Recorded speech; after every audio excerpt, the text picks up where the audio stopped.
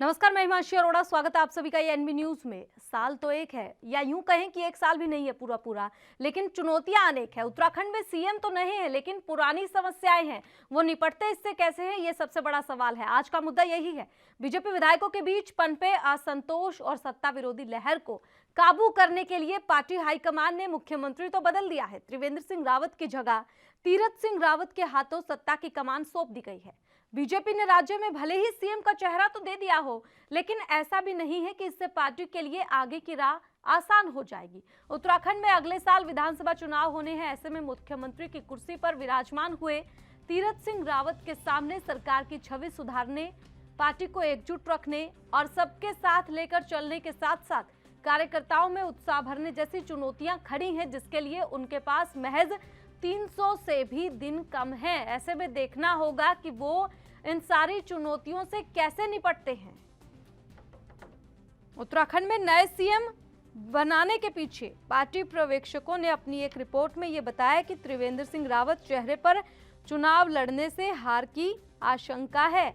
इसी के चलते तीरथ सिंह रावत को सीएम बनाया गया है। बीजेपी ने साल 2017 के विधानसभा चुनाव में प्रचंड बहुमत हासिल किया।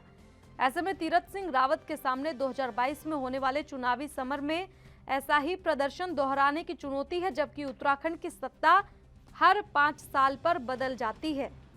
इसी तरह सत्ता की वापसी की राह तलाशना तीरथ सिंह के लिए आसान नहीं होगा, क्योंकि इससे पहले बीजेपी राज्य में 2 बार चुनाव से ठीक पहले सीएम बदलने का प्रयोग कर चुकी है। 2022 के चुनाव से पहले भगत सिंह कोश्यारी और 2012 के चुनाव से पहले बीएस खंडूरी को सीएम बनाया गया था, लेकिन सफलता नहीं मिली थी। ऐसे में मुख्यमंत्री बने तीरथ सिंह रावत के सामने केंद्रीय राजनीति का अनुभव रखने के साथ ही राज्य में पकड़ रखने वाले 2 दिग्गज नेताओं से बड़ी लकीर खींचने की चुनौती उनके सामने है। हालांकि मौजूदा समय में सांगठनिक रूप से बीजेपी की जमीनी पकड़ बूथ स्तर तक है, लेकिन अब उन्हें मुख्यमंत्री के चेहरे के रूप में जनता के बीच जाना होगा और बीजेपी के पक्ष में माहौल बनाने की कवायद करनी होगी। क्षेत्रीय जातीय समीकरण साधने की चुनौती इस वक्त उनके सामने सबसे बड़ी चुनौती बनी हुई है। साथ ही विधायकों और कार्यकर्ताओं की एकजुटता। तो चुनौतियां तो अनेक हैं, लेकिन समय कम है। तो क्या तीरथ सिंह रावत इन चुनौतियों से निपट पाएंगे?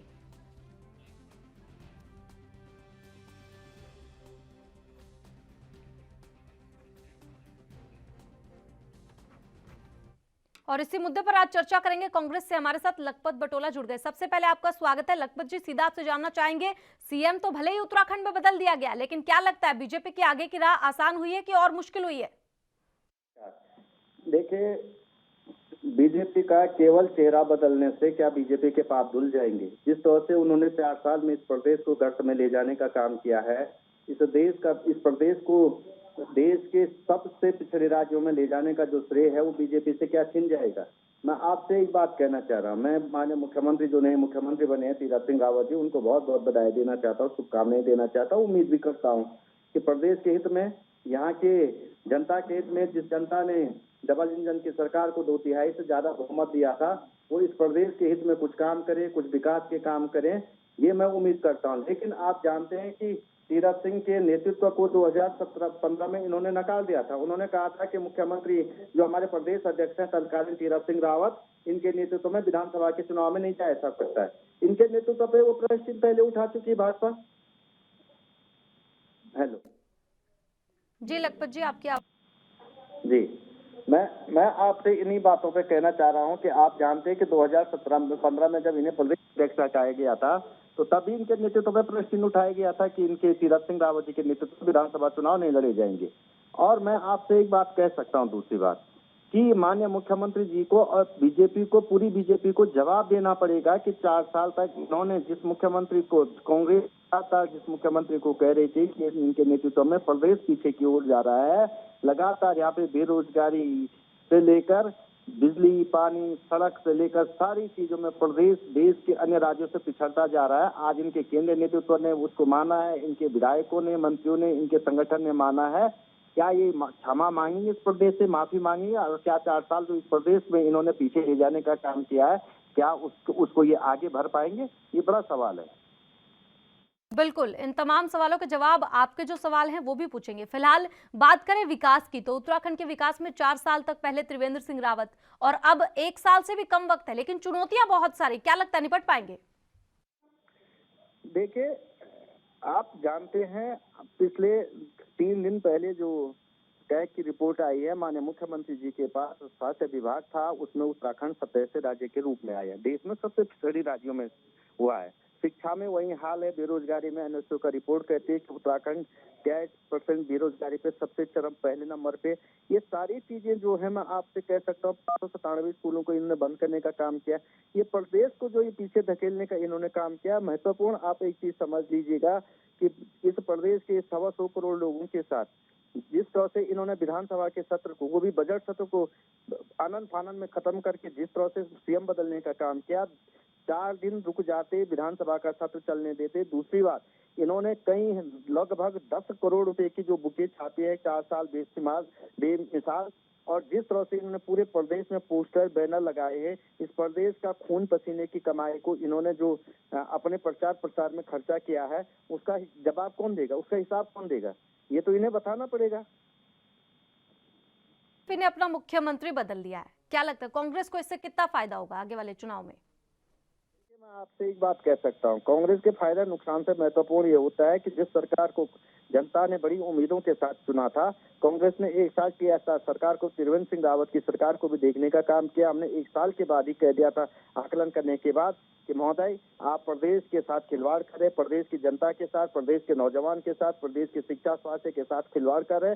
कांग्रेस उसको सदन से लेकर सड़क तक उठाने का काम कर रही थी, लेकिन तब ये लोग कह रहे थे कि बेमिसाल मुख्यमंत्री है, मुख्यमंत्री जी बेजोड़ काम कर रहे हैं। और आज जब इन चीजों को इनको हटा करके दूसरा मुख्यमंत्री लाए, हम इनसे भी उम्मीद करते हैं कि प्रदेश हित में काम करें, प्रदेश के विकास करें।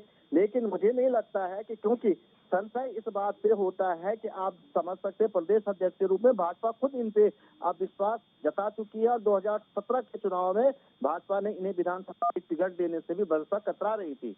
मैं ये कह सकता हूँ कि हमें कोई संशय नहीं है, प्रदेश के हित में यदि विकास होता है, प्रदेश की जनता के लिए माने तीरथ सिंह रावत जी अच्छे कदम उठाते तो हम स्वागत करेंगे। कांग्रेस के हित और नुकसान तो जनता तय करेगी। जनता का हित पहले है, प्रदेश का विकास पहले, कांग्रेस उसके साथ खड़ी है। लेकिन यदि प्रदेश की जनता के साथ छलावा किया जाता, फिर धोखे किए जाए, फिर जुमलेबाजी की जाती है, तो ये भाजपा के लिए, ये मैं समझता हूँ कि बीजेपी को ये प्रदेश की जनता कभी माफ नहीं करेगी। ठीक है, बीजेपी से हमारे साथ कैप्टन आई सिंह जुड़ गए हैं। सबसे पहले स्वागत है आपका कैप्टन साहब। तो उत्तराखंड में नया सीएम तो आपने चुन लिया, लेकिन पार्टी की राह क्या आसान होगी, इससे क्या लगता है? नहीं, पार्टी की राह हमारी आसान नहीं है, पार्टी में हमारी कोई दिक्कत नहीं है। आप सोचिए, ये तो हमारी विधानिक एक व्यवस्था है कि अब तीरथ सिंह जी के ऊपर एक पार्टी ने अगर एक अच्छा और जो अभी बेहतरीन जो कर रहे थे त्रिवेंद्र जी, तीरथ जी इससे भी अच्छा बेहतरीन करेंगे, तो इसलिए, और बाकी हमारे यहाँ कोई विरोध अच्छा कर रहे थे तो फिर तीरथ जी को लाने की जरूरत क्यों पड़ी कैप्टन साहब? नहीं, हमारी पार्टी में ये तो कोई ऐसा नहीं है कि किसी एक को ही, जिसको पार्टी चाहती है कि ये बहुत अच्छा बेहतरीन कर सकते हैं तो उनको लाया जाता है। ऐसा ये नहीं है कि कोई कारण बस हटाया है। त्रिवेंद्र जी हमारे बहुत अच्छे लीडर हैं, बहुत, और उनकी आवश्यकता केंद्र में पड़ेगी, केंद्र में बहुत अहम भूमिका उनको दी जाएगी, वहां भूमिका अपनी निभाएंगे। तीरथ सिंह जी का एक अनुभव जो है ना उत्तराखंड में लिया जाएगा कि वहां सरकार में जाके ये वहां की जनता के लिए और अच्छा बेहतरीन कर सके, तो ये है। बाकी हमारे यहाँ विरोध कह देना, बाकी ये कांग्रेस क्या है जो भी कह रही है, हताशा में कह रही है, क्योंकि ये वहां जब इनकी सरकार थी तब आप देखा था स्थिति क्या थी, इनके सीएम बदल रहे थे, इनके नेता इनको छोड़ के भाग रहे थे, इनके यहाँ उठाव पटक मची थी, कोई राहुल गांधी गुटता, कोई किसी का गुटता, जैसे आज केंद्र में इनके यहाँ भगदड़ मची है। कैप्टन साहब, सीएम तो आपने भी बदले, सीएम तो आपने भी बदले हैं, और 4 साल तक अगर वो विकास कार्य करवा रहे थे, लेकिन खुद के पार्टी के विधायक ही संतुष्ट नहीं थे, या फिर तमाम चुनौतियां तो अब, क्योंकि 300 दिन से भी कम वक्त है तीरथ सिंह रावत के पास, तो ऐसे में चुनौतियां तो बहुत सारी है, लेकिन साल एक भी नहीं है, तो काफी गंभीर रहने वाला है इस वक्त बीजेपी के लिए। नहीं नहीं हिमांशु जी, हमारे यहाँ कोई ऐसा गंभीर नहीं है। हमारे यहाँ सब नेता, उनको ये तो जो समय है ये तो बहुत ज्यादा है। हमारे नेताओं की क्षमता इतनी ज्यादा है कि उनको आप टारगेट अगर दे दें कि आपको 60 दिन में करना है तो वो काम 60 दिन में करके दिखा देते हैं। तो ऐसा नहीं है, ये तो कांग्रेस अपने लिए सोच फिर रही है कि विधायकों कांग्रेस को का साधने का काम 4 साल में भी अगर आपके सीएम नहीं कर पा रहे तो आप कह रहे 60 दिन में कर देते हैं। नहीं नहीं, विधायक हमारे सदे, हमारे विधायकों को कोई दिक्कत नहीं है, तो ना ही फिर हमारे आपको विधायकों सीएम में क्यों कोई बदलना आपस पड़ा? में विरोध नहीं। सीएम बदलना ये तो ये विधानिक एक प्रक्रिया है कि अच्छा ठीक। लगा कि शायद तीरथ सिंह इनसे भी अच्छा कर सकेंगे, ये केंद्र में बहुत, त्रिवेंद्र जी केंद्र में बहुत अच्छा कर सकेंगे। तो ठीक। ये पार्टी का एक पार्लियामेंट का सोचना होता है कि किसको कहां लिया जाए। जैसे अभी बंगाल चुनाव चल रहे हैं, तो बंगाल चुनाव में हमें किसे ले जाना है, किसकी बंगाल चुनाव में जरूरत है, किस प्रदेश से लाना है। तो ये ठीक सब है। चीजें एक हमारी संवैधानिक प्रक्रिया है, उसी के तहत ये जो है ना इनको बदला चलिए गया है। ठीक है ना, और जवाब ले बाकी ना लेते हैं। हमारी, ठीक है, लखपत जी जवाब दीजिए। संवैधानिक प्रक्रिया का नाम दिया जा रहा है बीजेपी की ओर से। मैं एक चीज पूछना चाह रहा हूँ, ये संवैधानिक प्रक्रिया क्या होती है, इन्हें पता है? सीएम बदलना इन्होंने 9.5 सालों में 6-7 सीएम प्रदेश को दे दिए, क्या ये संवैधानिक प्रक्रिया है? जब जब बीजेपी ने सीएम बदले उत्तराखंड में, तब तक इन्होंने मुंह की खाए। 2002 का चाहे चुनाव लीजिए, चाहे 2007 का चुनाव ले लीजिए, और चाहे अब का चुनाव ले लीजिए, इन्होंने जब जब चेहरा बदला है, जब जब इन्होंने प्रदेश में नेतृत्व किया, निश्चित रूप से भाजपा की गत बुरी हुई है। मैं दूसरी बात कह सकता हूँ कि जिस 57 विधायकों में से क्या कोई योग्य नहीं था कि जिनमें से ये एक मुख्यमंत्री चुनते? क्या ये सारे के सारे विधायक योग्य नहीं है और केवल तीरथ सिंह रावत जी योग्य थे? तो 2017 में उन्हें चुनाव टिकट देने के योग्य क्यों नहीं समझा गया? 2015-16 में उन्हें प्रदेश अध्यक्ष से इसलिए हटाया गया कि उन्हें कहा गया कि इनके नेतृत्व में हम चुनाव नहीं लड़ना चाहते। कि मैं ये चीजें पूछना चाह रहा हूँ कि अचानक ये योग्य हो जाते हैं और जब मौका नहीं मिलता अयोग्य हो जाते। 2 दिन 3 दिन पहले कहा जा रहा है कि बेमिसाल 4 साल, बातें कम काम ज्यादा। आप उन्हीं चीजों के आप बताने का काम कीजिए कि अब क्या बातें होगी कि जो माननीय मुख्यमंत्री जी के 4 साल बेमिसाल का जो नारा दिया जा रहा था, उसके आगे जो हजारों लाखों करोड़ रुपए इन्होंने खर्चा कर दिया, उस प्रदेश की जनता का जो खून पसीना का पैसा बहा दिया है, उसका क्या होगा? जो किताबें छप गई, आपको पता है कितने 9-9.5 करोड़, जो मेरी जानकारी में 9.5 करोड़ की बुकें छपी हुई, वो तो रद्दी की टोकरी में चली गई। ये चीजें बहुत महत्वपूर्ण है, इस पे इन्हें जवाब देना पड़ेगा। और 4 साल बेमिसाल होते तो मैंने पूछा है कि प्रदेश की जनता, इस प्रदेश में बेरोजगारी हो, चाहे भ्रष्टाचार हो, वो सारे के सारे चरम पे चले गए। शिक्षा का स्तर सबसे नीचे चले गया था, बेरोजगारी सबसे ऊंची थी, भ्रष्टाचार चरम पे पहुंच चुका था। माननीय मुख्यमंत्री जी पे स्वयं, पूर्व मुख्यमंत्री जी स्वयं सुप्रीम कोर्ट में मामला चल रहा है और ये कहते हैं कि 0 टॉलरेंस की सरकार है। तो इनके स्लोगन देने में कोई दिक्कतें नहीं। ये कहते थे कि बहुत हो गया महंगाई की मार, अब की बार फेंकू सरकार।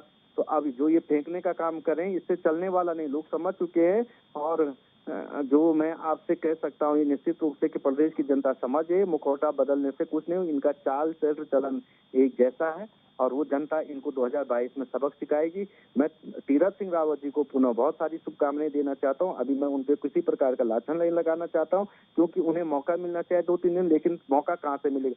कुछ दिन तो आचार संहिता लग जाएगी, लोकसभा की आचार संहिता लगेगी, विधानसभा की आचार संहिता लगेगी, साल के अंदर चुनाव होने उनकी आचार संहिता लगेगी। समय कुछ तो तीरथ सिंह रावत जी का इसमें निकल जाएगा, इसमें वो काम नहीं कर पाएंगे। दूसरी बात है, इन्होंने उन पे शंका उठाई है, पहले भी शक इन्हीं लोगों ने किया, भाजपा के लोगों ने तीरथ सिंह रावत पे शंकाएं उठाई, कांग्रेस ने तो शंकाएं उठाई नहीं है। इनका जवाब इन्हें देना पड़ेगा। लेते कैप्टन साहब जवाब दीजिए। सुना आपने लखपत जी को, संवैधानिक प्रक्रिया को विस्तार से समझाइए, क्योंकि जनता भी समझना चाहती है और कांग्रेस भी समझना चाहती है। हिमांशी जी, ये हमारा अंदरूनी हमारा अपना पार्टी का काम है, संवैधानिक तरीका है कि हमें किसकी कहां जरूरत है उसको वहां लगाना है। ना तो वहां कभी विकास में कोई कमी है, हमारी केंद्र की योजना बहुत अच्छी वहां चल रही है, स्टेट सरकार बहुत अच्छा कर रही है, हर जन जन तक वहां विकास पहुंच रहा है। ये कांग्रेस वाले अपनी सोचे हैं जो हर प्रांत से खत्म होते जा रहे हैं। ये जब जो है ना वादा करके आए थे कि किसानों का आते ही कर्जा माफ कर देंगे, आज दिन तक ना छत्तीसगढ़ में कर पाया इन्होंने और ना राजस्थान में कर पाया है और ना पंजाब में कर पाया है। 3 जगह इनकी सरकार है, तीनों जगह इनकी बहुत बुरी हालत है। राजस्थान के अभी जो पंचायत चुनाव हुए थे तो आपने देखा था इनकी स्थिति कहां थी, कि जबकि ये सरकार में है, हम इनसे वहां पंचायत चुनाव में बहुत अच्छा प्रदर्शन करके नंबर 1 बन के हम आए हैं। तो ये जहां इनकी सरकार है वहां इनकी दुर्दशा हो रही है और ये लांछन लगा रहे हैं हमारे ऊपर। अरे अपने अंदर झांक के देखो कि आज आपकी स्थिति क्या है। आपके आधे से ज्यादा नेता जो है ना आपके विरोध में खड़े हो गए हैं, अलग खड़े हैं। राहुल गांधी कोर्ट के ऊपर जनेऊ पहन के घूमते हैं, जिनके दादा कब्र में दबे हो और उनका पोता पोत्री जो है ना ब्राह्मण बन रहे हैं। तो ये इन्हीं के यहाँ चलता है, हमारे यहाँ ऐसा नहीं है। जिनके दादा अगर कब्र में होंगे तो वो पौत्र ब्राह्मण कैसे बन गया, वो भी जनेऊधारी।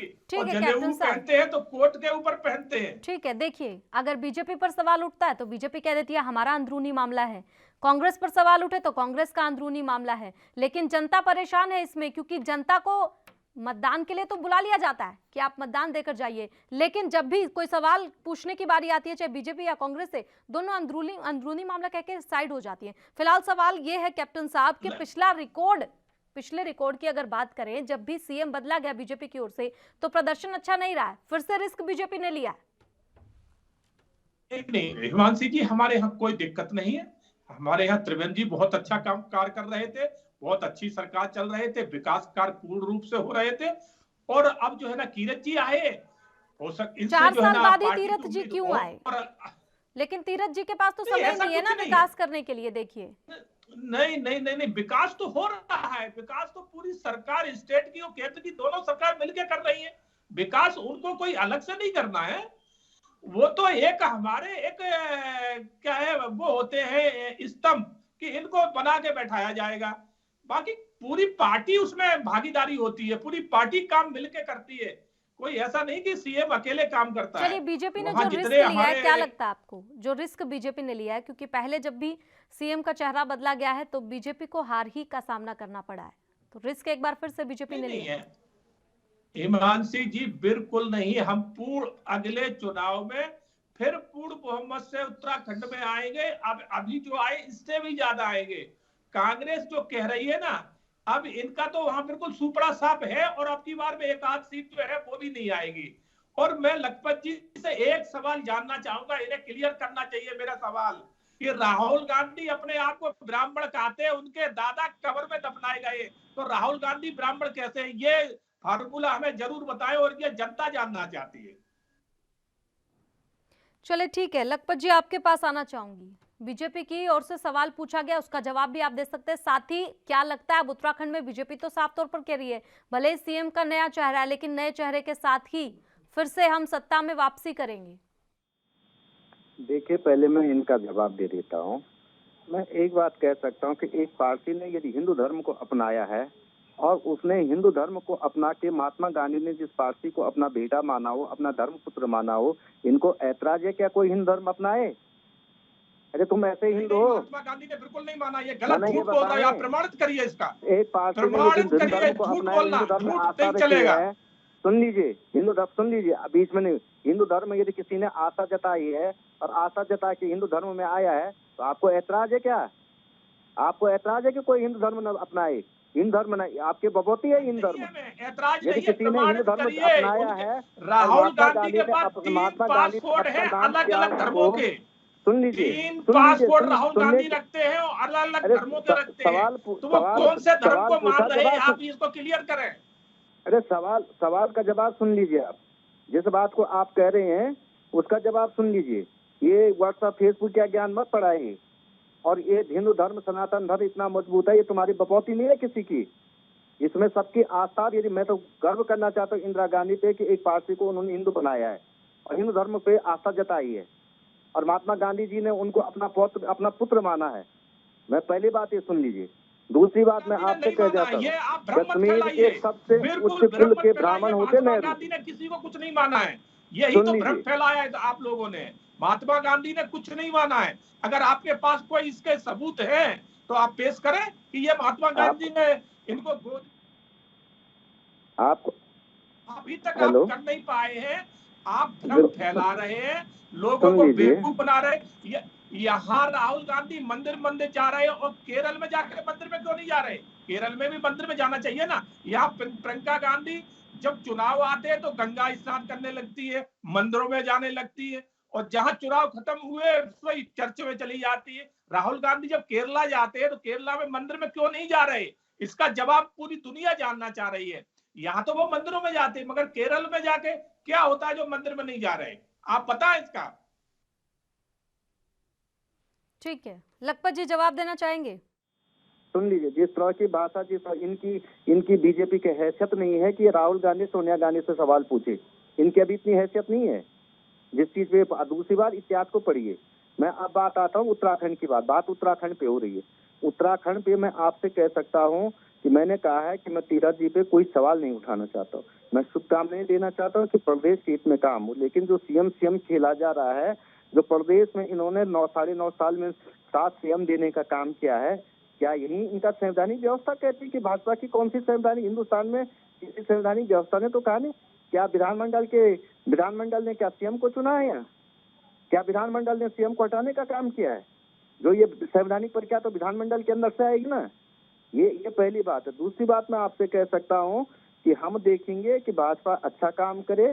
जो पिछले 4 साल इस प्रदेश को गर्त में डालने का काम किया, उसको ये पूर्ण तो नहीं कर सकते हैं, लेकिन ये जरूर है कि हम उम्मीदें करते हैं कि त्रिवेंद्र सिंह जी की जो कमियां थी वो तीरथ सिंह पूरी करें और अपने आगे के लिए उत्तराखंड के हित में कुछ ऐसे फैसले लिए हम उम्मीदें कर सकते हैं। लेकिन मैं कह सकता हूं कि क्योंकि सवाल यहाँ पे उठता है कि भाजपा ने स्वयं इन पे भरोसा नहीं किया था, और ये एक बार नहीं कई बार नहीं किया भरोसा। इसके मैं 2-3 उदाहरण भी दे चुका हूँ, और आज अचानक कल सीएम बना करके इनमें बहुत ही ऐतिहासिक पुरुष लगने बैठ गई, बहुत ही दिव्य पुरुष लगने जाते हैं।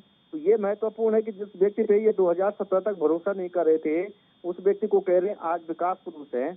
और दूसरी बात मैं आपसे एक बात कह सकता हूँ कि इसके परिणाम तो आने वाले 1 महीने बाद पता चल जाएगा, लेकिन त्रिवेंद्र के कार्यकाल को अगर पूर्ण होने दिया जाता तो ज्यादा बेहतर होता। तीरथ सिंह जी को बनाए, लेकिन उनके पास समय नहीं है। आचार संहिता लगने प्रदेशों में, चुनाव थोप दिए हैं, प्रदेश का पैसा बर्बाद होगा चुनावों में। ये मैं समझता हूँ विधायकों में से ये मुख्यमंत्री बनाते तो ज्यादा अच्छा होता, लेकिन इन्होंने ये मान लिया कि इनका पूर्व सीएम भी योग्य नहीं थे और इनके कोई भी विधायक योग्य नहीं है कि जो इस प्रदेश का नेतृत्व कर पाए। ये भाजपा ने स्वयं सिद्ध करके दिखाया है। जवाब ले लेते हैं, कैप्टन साहब बोलिए। जी हिमांशी, इनको सोचना चाहिए, ये हमारा अपना प्रबंधन है, हम किसको बनाएंगे किसको नहीं बनाएंगे, इसमें कांग्रेस को ज्यादा उछलने की जरूरत नहीं है।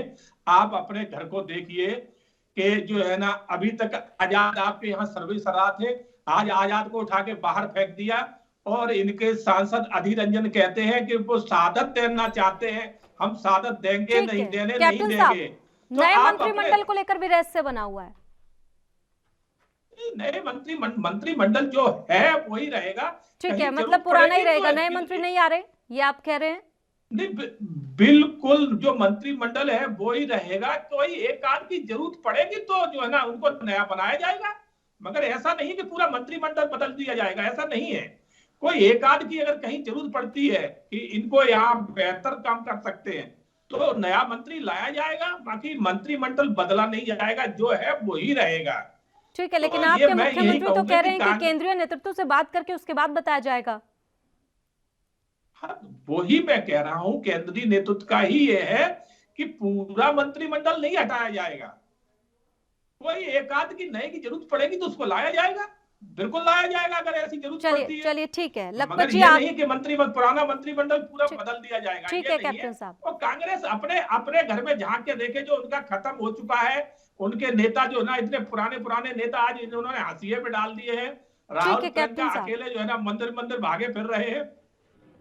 ठीक है, समय का अभाव है। लखपत जी, एक लाइन में आपकी आखिरी प्रतिक्रिया चाहूंगी।